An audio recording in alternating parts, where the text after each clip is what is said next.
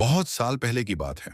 भारत के सबसे पुराने और ताकतवर वंशों में से एक था चंद्रवंशी परिवार। इस परिवार का नाम ही डर और इज्जत दोनों पैदा करता था। अपार धन, विशाल महल और ऐसी ताकत जिसे कोई चुनौती नहीं दे सकता था। लेकिन हर ताकत के साथ दुश्मन भी पैदा होते हैं। एक काली रात, जब पूरा महल दियों की रोशनी में जगमगा रहा था, तभी अचानक हमला हुआ। गोलियों की आवाज, तलवारों की चमक और आग की लपटों ने पूरे महल को घेर लिया। दुश्मनों का मकसद साफ था, चंद्रवंशी वंश को हमेशा के लिए खत्म कर देना। उसी रात एक नवजात बच्चे को महल से बाहर निकाल लिया गया। बच्चे को कुछ भी पता नहीं था, न अपने नाम का मतलब, न अपने खून की कीमत। उस बच्चे का नाम था गौरव। गौरव को शहर से बहुत दूर एक छोटे से इलाके में छोड़ दिया गया। वहां न महल था, न सोने की दीवारें, सिर्फ एक छोटी सी झोपड़ी और संघर्ष से भरी जिंदगी। बचपन से ही गौरव ने गरीबी देखी। कई बार ऐसा हुआ जब घर में खाने के लिए सिर्फ एक वक्त का खाना होता था। कभी फटे जूते, कभी पुराने कपड़े, लेकिन उसकी आंखों में हमेशा कुछ अलग चमक रहती थी। गौरव दूसरे बच्चों से अलग था। वह सवाल ज्यादा पूछता था। उसे लगता था जैसे उसकी जिंदगी में कुछ अधूरा है। कई रातों तक उसे अजीब सपने आते। बड़े बड़े दरवाजे, ऊंचे खंभे और सिर पर रखा हुआ एक ताज। वह डर कर उठ जाता, लेकिन सुबह होते ही फिर उसी मामूली जिंदगी में लौट आता। जैसे जैसे वह बड़ा हुआ, उसकी ताकत भी बढ़ती गई। वह मेहनत से नहीं डरता था। दिन में मजदूरी करता और रात को पढ़ाई। कई बार लोग उसका मजाक उड़ाते, कहते गरीब होकर बड़े सपने देखता है, लेकिन गौरव चुप रहता। उसे अंदर से लगता था कि वह कुछ बनकर रहेगा। इसी दौरान उसकी जिंदगी में एक लड़की आई। उसका नाम था आहना। आहना पढ़ी लिखी, समझदार और सच्चाई पसंद करने वाली लड़की थी। उसने गौरव की आंखों में छुपा दर्द देख लिया था। धीरे धीरे दोनों में दोस्ती हुई। फिर वो दोस्ती भरोसे में बदली और कब प्यार बन गई, किसी को पता ही नहीं चला।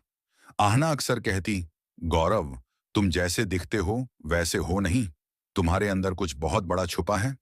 गौरव मुस्कुरा देता, लेकिन उसके दिल में ये बात घर कर जाती। एक दिन पूरे देश में एक अजीब सी घोषणा हुई। कहा गया कि एक विशेष परीक्षा आयोजित की जाएगी। ये परीक्षा आम लोगों के लिए नहीं थी। यह परीक्षा थी उस व्यक्ति के लिए जो चंद्रवंशी वंश का अगला उत्तराधिकारी बनने के योग्य हो। गौरव को नहीं पता था कि उसका इस परीक्षा से कोई रिश्ता है। फिर भी उसने हिस्सा लिया। शायद किस्मत उसे खींचकर वहां ले आई थी। यह परीक्षा आसान नहीं थी। यहां ताकत से ज्यादा दिल की परीक्षा ली जा रही थी। कहीं किसी को बचाना था, कहीं अपने फायदे को छोड़कर सच्चाई चुननी थी। कई लोग बीच में हार मान गए, लेकिन गौरव हर बार खड़ा रहा। चोटें लगीं, खून बहा, लेकिन उसने पीछे मुड़कर नहीं देखा। आहना हर पल उसके साथ थी, दुआओं में, विश्वास में। परीक्षा के आखिरी दिन, जब सबको लगा कि अब कोई नहीं बचेगा, तभी एक बूढ़ा आदमी आगे आया। उसकी आंखों में आंसू थे और हाथ कांप रहे थे।